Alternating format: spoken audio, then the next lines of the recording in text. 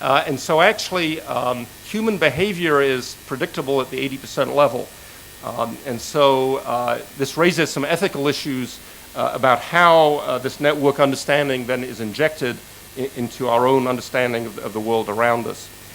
Another resident that's coming is a composer, sound artist called Scott Gresham Lancaster, who's been doing some beautiful work in recent years sonifying the behavior of networks.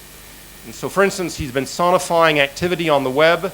When Haiti had this huge disaster, you could actually sonify the way the web was reacting to that disaster in the island of Haiti.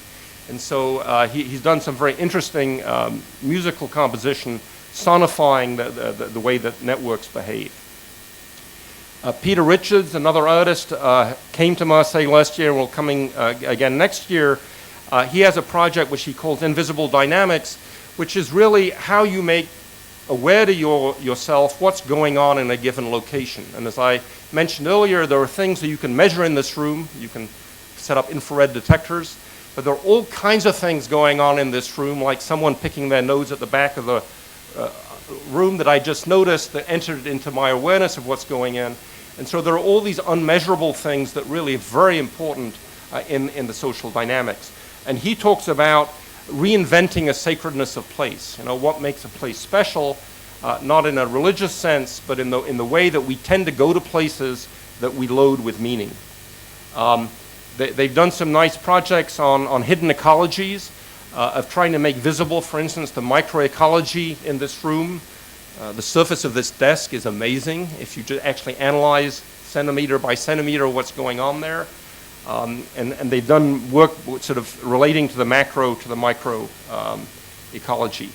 A project we're going to be initiating next year in Marseille with the city of Marseille for the European City of Culture is a big hiking trail project. It'll be a 15-day hiking trail in the region, and it'll go through urban areas, suburban areas, industrial areas, wild areas.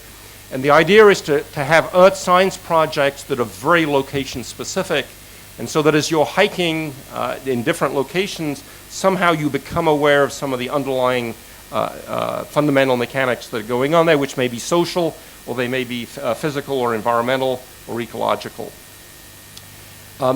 This is part of what I'm calling an open observatory initiative, coupling common science to common sense.